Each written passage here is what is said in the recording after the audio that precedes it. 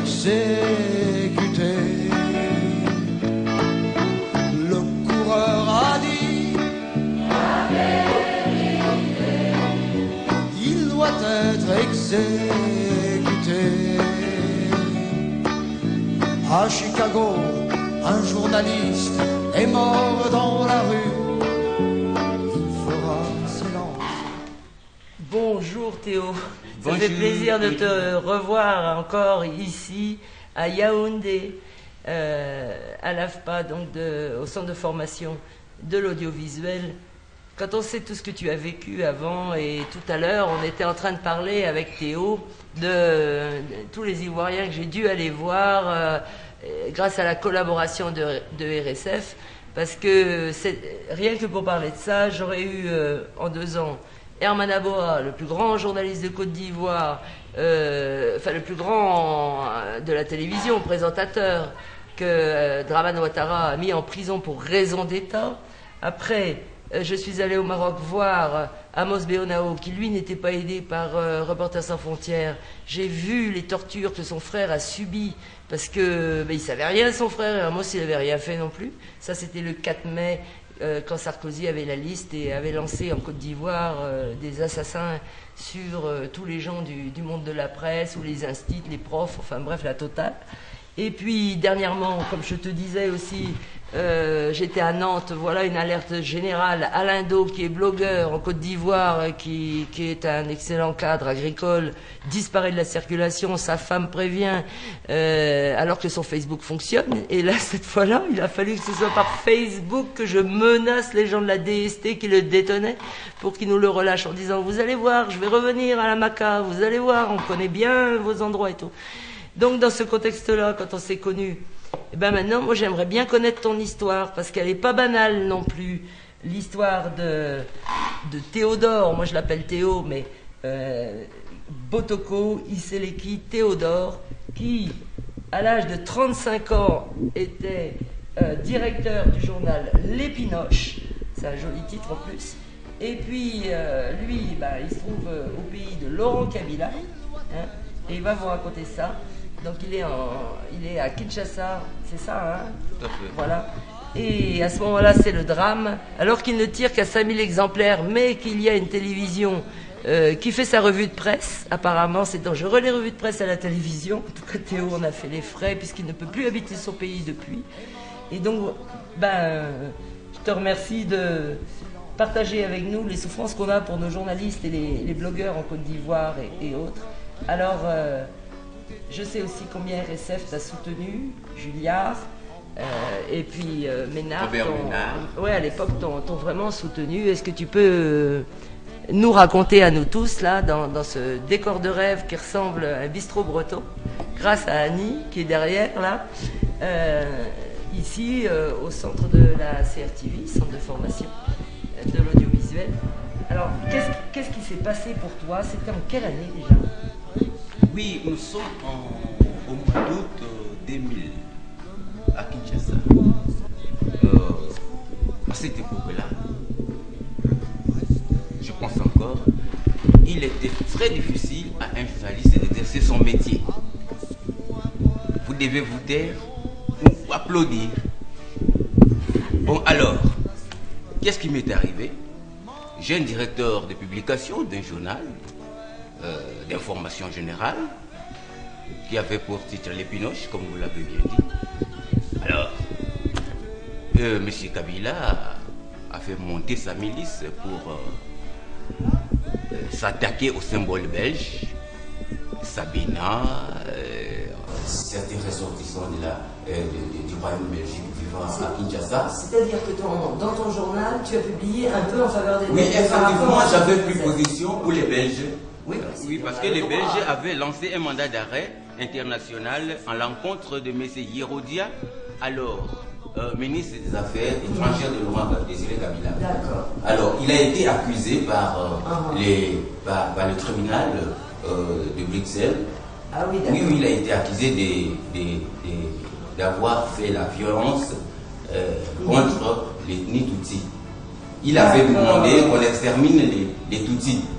Alors, cette haine-là, elle n'a pas été bien digérée par le tribunal de Bruxelles qui a lancé un mandat d'arrêt. Maintenant, pour protester contre ce mandat d'arrêt international, lancé contre son ministre, M. Yorodia, alors il fallait maintenant demander à la population de se lever contre la Belgique pour infléchir la Belgique, pour que la Belgique redevienne, pour que la Belgique revienne sur sa décision. Mais toi, ce que tu fais, Théo, c'est que tu publies en faveur. Moi, j'ai publié. Là, il se passe quoi? Ils arrivent direct dans ton bureau, ils font des devoirs et les détruisent tout. Je prends position contre le gouvernement de Laurent Désiré Kabila. Mais ils sont venus. Alors maintenant, le monsieur, il s'appelle monsieur Charnion de Sabena, à qui j'ai demandé une interview et il me l'a accordé parce que sa société a été attaquée. Alors, je suis allé chez M. Charnion pour lui demander les dégâts que sa société a connus après avoir été attaquée par les milices de Laurent Désiré Kabila. Maintenant, Charnion convoque une conférence de presse, il convoque la radio nationale. Oui. Au cours de sa conférence de presse, il me dénonce, il dit que voilà, j'étais avec le directeur du journal de Pinochet. Alors, M. Kabila n'a pas digéré, il dit que, ah bien, au lieu que ce journal-là, qui est congolais, me soutienne, maintenant il soutient les Belges, alors c'est complot contre la République. Ça, on a compris. Il va maintenant envoyer la police spéciale pour venir ceinturer mon bureau qui était à l'immeuble Mwanda en ville. Oh là là. Kinshasa. Tu étais dans le bureau? Oui, j'étais dans le. Malheureusement, j'ai été prévenu par un coup de fil. Oui, il y a un ami qui m'a dit il ne faut pas aller. Votre bureau est déjà ceinturé par les policiers. Si vous y allez, on vous attrape. Effectivement, je ne t'ai plus y aller. Alors, je suis allé me cacher. Un groupe de policiers est allé à mon domicile. Ils ne m'ont pas trouvé. Ils ont essayé de terroriser ma femme, mes petits-enfants qui étaient là. Alors moi, je suis allé me cacher quelque part.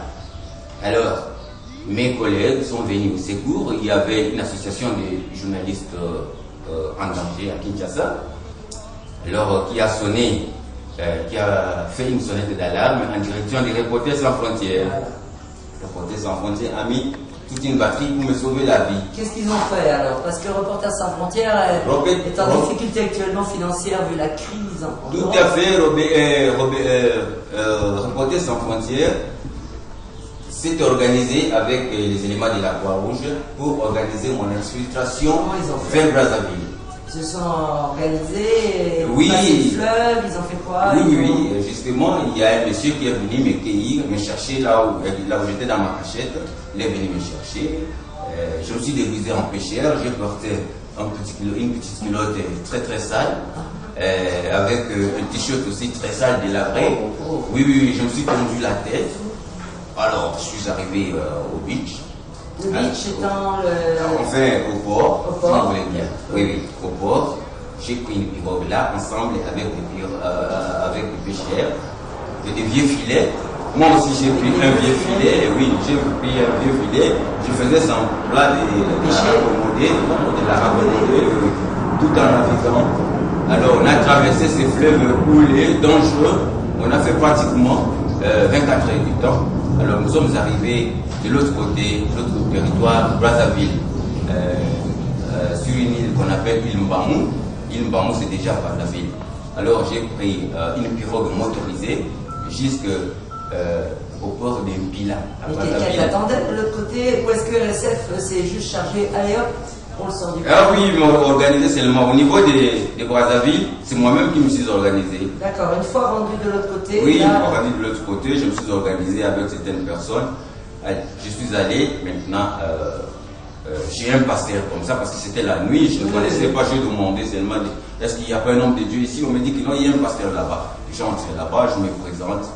Bon, et puis le matin, bon, j'ai eu le réflexe, comme tout bon journaliste, j'ai demandé l'aide de confrères. Bon, je suis allé au OCDH, au Observatoire congolais des droits de l'homme, qui était dirigé par un collègue journaliste qui s'appelait Roger Bouka.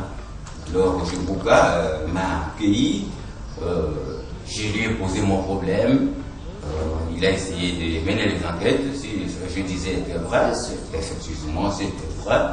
Alors, il a pris soin de moi, il a essayé de m'aider. Mais parce qu'arrivé à Brazzaville, avec mon petit bout de culotte là, je n'avais rien, j'étais déconnecté, je n'avais pas d'argent, je n'avais pas un seul sou. Mais RSF, tu n'avais pas. Et effectivement, après, quand j'ai écrit à RSF, je dis que, écoutez, je suis démuni, comment vous devez me laisser comme ça? Parce que mon petit compte en banque a été scellé par Kabila. Bien sûr. Oui, alors, maintenant, qu'est-ce qu'il faut faire? Alors, il m'a envoyé une bourse financière de 300 000 francs, et avec ça, je me suis organisé. Quand ils ont appris que je suis à Brazzaville, alors ils commençaient à m'envoyer les policiers pour me traquer, me faire du mal. Kabila. Oui, Kabila. Les pouvoirs de Kinshasa. Alors. Comme Ouattara par rapport à Armand Henry au Cameroun. Voilà, moi je me suis dit que non, il fallait m'éloigner. Parce que Kinshasa, Brazzaville, c'est pratiquement une même cité.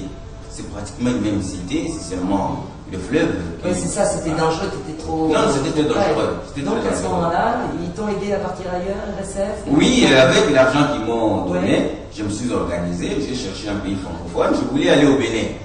Parce qu'au Bénin, je compte beaucoup d'amis. Oui. Alors, il y a quelqu'un qui m'a conseillé de transiter par le Cameroun pour rencontrer l'écrivain Mongo Betty. Ah, voilà. Et on en revient à Audit Tobner. Oui, voilà. Et là, j'arrive chez Mongo Betty, je lui pose mon problème. Alors, il a été très sensible.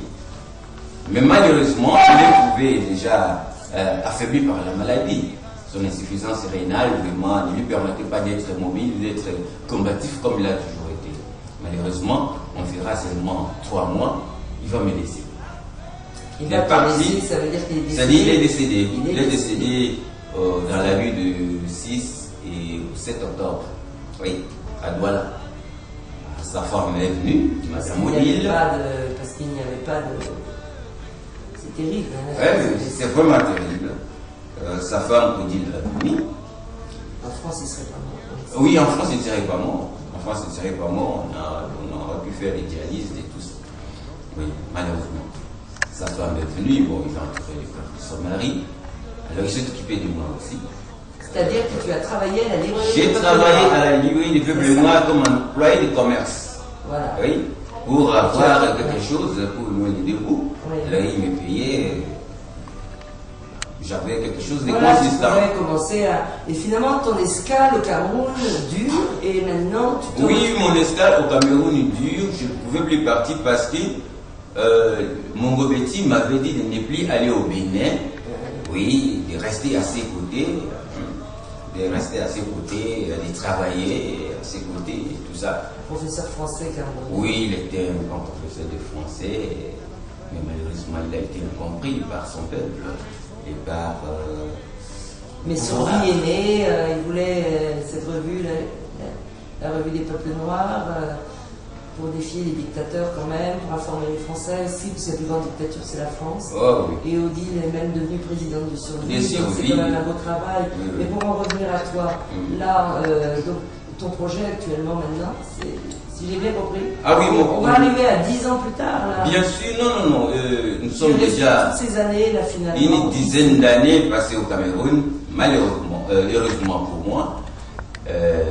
J'ai appris qu'il y avait un grand centre de formation professionnelle de l'audiovisuel ici. Alors, on n'y entre pas comme on veut, hein. On entre sur concours. Alors, j'ai fait un concours. J'ai réussi brillamment. Alors, maintenant, je voudrais devenir journaliste, reporter d'images, monteur audio numérique. Alors, vous voyez que c'était un grand centre, un prestigieux centre de formation où l'on trouve des très grands professeurs, des professeurs expérimentés. Je crois qu'à la fin de la formation, j'aurais acquis quelque chose de consistant. Alors, pour travailler dans une télévision, il y a une télévision, une radio qui m'attend, que je vais diriger. Notamment à Brazzaville, au Congo. Il y a une association de journalistes qui m'ont demandé de me former. Et d'ailleurs, ils m'assistent à 40%. Ah oui. Oui, ils participent à mes fois de formation de 40%. je voudrais taire un peu son nom parce qu'il ne faudrait pas que l'on sache. Bon, voilà, à peu près, j'ai fui mon pays parce que j'étais persécuté pour mes opinions, voilà, pour avoir dénoncé les pouvoirs totalitaires et dictatorial de Laurent Désiré Kabila. C'était ton Il y a le camp qui s'est fait assassiner par, je sais pas, par son garde de corps et il s'est fait remplacer par son fils. Et son fils, sur les traces de son père, il suit la même politique, l'exclusion, persécution des journalistes. On va rentrer au pays en disant ça à la télé. Ah ben, c'est mon pays. Les jours où moi je voudrais retourner, j'y retournerai. Alors advienne que pourra. Parce que nous sommes pour que le journaliste puisse exercer normalement son métier. Parce qu'il n'est pas qu'un journaliste puisse travailler dans la peur. Non, on ne peut pas travailler dans la peur. On travaille tous dans la peur. Comme je te disais, le Centre ivoirien de protection des journalistes. Pendant la guerre que le coup d'État en Côte d'Ivoire fait par Sarkozy, là. Mais il y avait des journalistes des deux camps qui disaient chacun des choses différentes. Mais eux, ils ont dû passer leur temps à protéger les uns les autres parce que c'était, je veux dire, on allait les pourchasser d'un côté comme de l'autre. Bacco, pas tellement. Mais de l'autre côté, c'était horrible, quoi. Et c'est vrai que, heureusement, il y a ces associations, parce que je ne sais même pas comment on tiendrait, c'est pas normal du tout. Mais en France, je te disais, c'est pas le même type de dictature qu'on a nous, c'est par contre qu'on passe jamais nos infos, jamais nos papiers, et qu'on n'est jamais aidé pour, tu vois, si on veut faire un truc sur les coups d'État en Afrique ou autre chose, faire de l'investigation en Afrique, ben on peut pas. Et si à France 24, tu veux devenir observateur, et que toi, tu vois des choses qui leur déplaisent, c'est la censure. Donc, tu vois, mais au moins nos vies ne sont pas menacées autant. Sauf Kieffer, par exemple, qui a été assassiné. Voilà. Mais c'est vrai que je suis contente de voir maintenant que tu es au centre ici. Et puis que ça se passe bien pour toi. Mais cette traversée du fleuve, je sais que tu en parles souvent, ça a dû te... Oui, vraiment, c'était un souvenir très douloureux. Mais tu as dû laisser ta femme, tout le monde derrière toi. Vous laissez votre femme, vos petits-enfants, vous traversez un fleuve roulé avec une pirogue qui suinte partie. Là, vous ne savez pas si vous allez arriver de l'autre côté des rives, de la rive, vraiment du fleuve. Non seulement on prend le risque d'écrire ce qu'on pense, mais après on prend encore le risque pour sauver sa vie, il faut encore savoir fuir. Voilà. Ce qui fait que ce que tu dis, toi, qui nous parle d'importance, c'est qu'il faut que les journalistes soient tous associés. Oui, pour pouvoir en sauver un quand il faut, c'est ça. Tout à fait. Moi, je voudrais vraiment que les journalistes puissent s'associer, puissent être solidaires. Quand quelqu'un a un problème, il faut que tout le monde se ligue contre cet ennemi commun. Il ne faudrait pas vraiment que les journalistes se dévorent entre eux, s'affaiblissent entre eux. Moi, ça ne fait pas l'honneur du métier. Ils aident beaucoup pour Herman Aboa, ce reporter, sur le moment, mais après c'est compliqué. Comme lui, il est en Côte d'Ivoire, il n'a même pas de travail actuellement. Si tu as une place dans ta télé un jour, Herman, si tu nous entends, eh ben, bienvenue dans d'autres pays d'Afrique que le tien, s'il doit rester dans une dictature pareille, parce que c'est terrible, quoi. Tu vois, il était le plus grand journaliste télévision, et moi j'ai dû le voir en prison, quoi. Il était tellement bon qu'il avait organisé pour les colonels et tous ceux qui arrivaient dans le groupe des politiques. Après, on faisait le repas pour tous. Tu vois, comme ça se voyait pas celui qui a moins par rapport à l'autre, puisqu'il faut encore nourrir les gens en prison en Afrique. Quoi. Il a commis l'erreur peut-être de rentrer, mais il préférait ça. Mais les autres, comme Amos Beonao, mais c'était terrible, quoi, ces 2 ans d'exil. Là, ils ont réussi à négocier pour rentrer, mais parce que François Hollande, on a dû tellement pousser à bout François Hollande qu'il a fini par dire à Ouattara, ça commence à bien faire, tous ces journalistes qui explosent en vol. Mais c'est pas normal, quoi. Il faut que ça change. Quoi. En Afrique, il faut que ça change. Et chez nous, la dictature doit cesser aussi. L'AFP, c'est devenu n'importe quoi. Parce que si on n'avait pas l'AFP, vous n'auriez pas non plus des dictateurs pareils qui, après, vous feraient la race de cette façon-là. Donc, c'est vraiment... il faut vraiment continuer à aider les associations. Si j'ai bien compris, c'est ça que tu veux dire aussi. C'est ça. Sinon, ils n'ont pas de sous pour aider les journalistes. Tout à fait. Ouais. Et puis les pays qui se disent des grandes démocraties comme la France, la Grande-Bretagne, les pays de l'Europe occidentale, vraiment qui cessent de soutenir les dictatures. Parce que c'est vraiment inconcevable ce qui se passe dans certains pays. Par exemple, en République démocratique du Congo.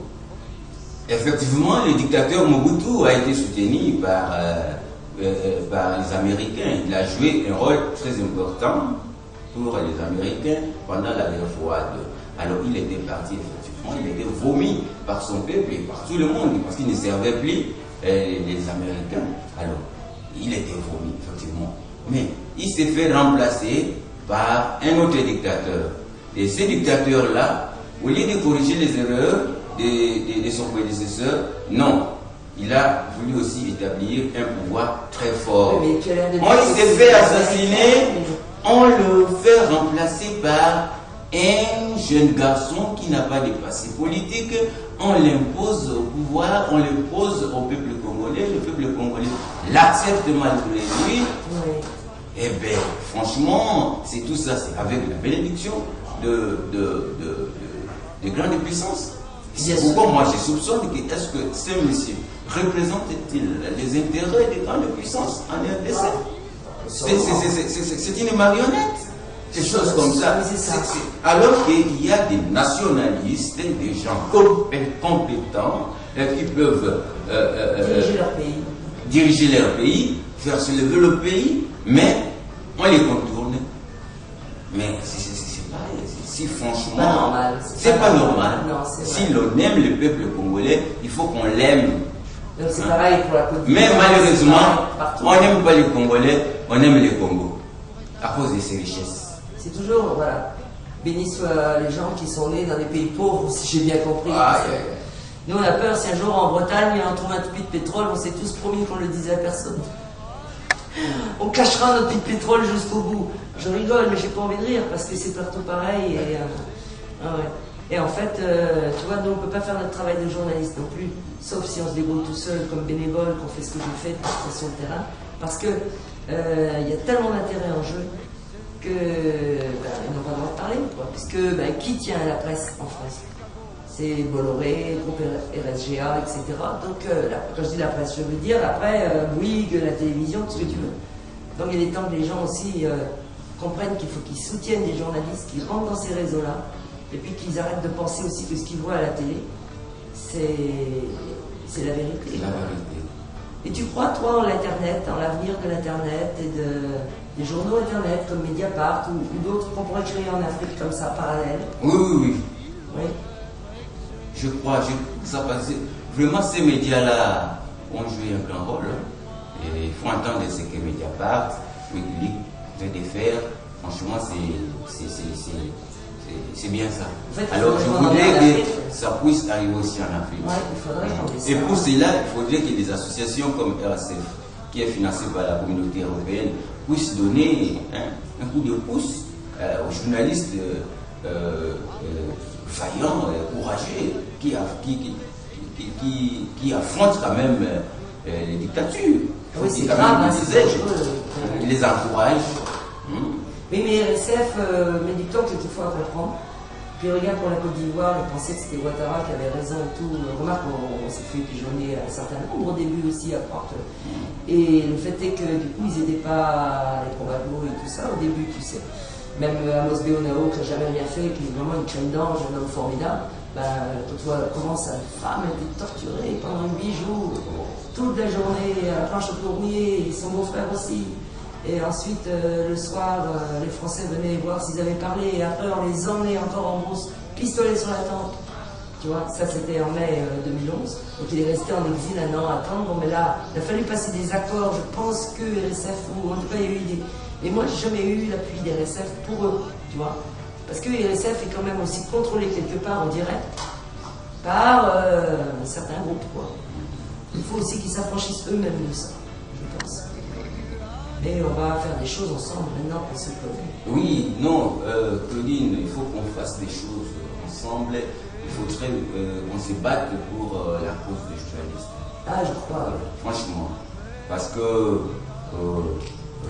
une société sans journaliste ne peut pas se développer. Bien sûr. Et ne peut pas être informée. Alors, c'est ça. Moi, je lance aussi un appel pressant à mes confrères journalistes de faire leur métier. Que chacun vraiment travaille. Chacun travaille. Lance-le aux Français, parce que là, on désespère de voir les journalistes français faire leur métier. C'est vrai. Sinon, les affaires ne resteraient pas couvertes si longtemps. C'est maintenant des journalistes à la retraite qui forment des gens à la retraite, ou des jeunes qui ont le temps, qui ne sont pas du tout du métier, pour chercher, notamment via Internet. Tu vois, moi je ne savais pas que Hérault était allé à Singapour, j'en tire aucune conclusion, mais c'est quand même son premier voyage officiel. Quand on sait que Cahuzac c'est Singapour, on commence à se poser des questions. Mais mettre des mots-clés, c'est pas compliqué. Après, ils peuvent les passer à Mediapart ou l'autre, Mediapart est débordé, quoi. C'est ça le grand problème. Et puis quand on se fie que nous, à l'AFP, là, tu vois, ou à Reuters, c'est ce qu'ils font en France. Parce qu'ils n'ont pas les budgets pour téléphoner, vérifier. Même pas en Côte d'Ivoire pendant la guerre. Ils n'ont jamais eu un sou. Ils me disaient, ah bah non, on ne peut pas vérifier. Donc c'est à nous, les bénévoles, de claquer notre pognon pour faire les enquêtes. C'est pas normal, tu as raison. Et là, tu espères quoi, là, tout de suite, tu termines quand, non? Oh, je termine au mois de janvier. Janvier? Oui, je termine au mois de janvier. Je tends mon diplôme. Et je le vois. Parce que je suis bien formé. Oui. Ah oui? Je demande aux autres confrères de faire autant, de faire comme moi, s'ils ont ces possibilités-là, qui viennent vraiment se former ici. Ça, c'est un prestigieux centre de formation. Ah oui, c'est vrai.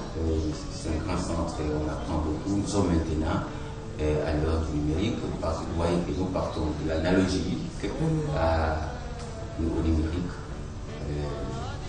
Et c'est ça. C'est pourquoi. On parle de l'analogique au numérique, mais il ne faut pas rester non plus que aux écrans de télévision et à la radio. Il faut aussi maintenant passer sur Internet. Il faut maintenant passer aussi sur donc Internet. la géographie, tout qui va avec. Voilà. C'est ça. Tout à fait. Parce que les journaux en ligne, ça va se développer, tu penses, en Afrique notamment? Oui, ça va se développer.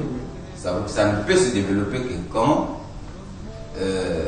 l'Occident nous donne un coup de pouce. Parce que, non, ici chez nous, les pouvoirs ne peuvent pas encourager la presse. Le pouvoir aurait de la presse. Alors, il ne peut encourager peut-être que la presse qui lui est favorable. La communication. La communication qui lui est favorable. Comme en France.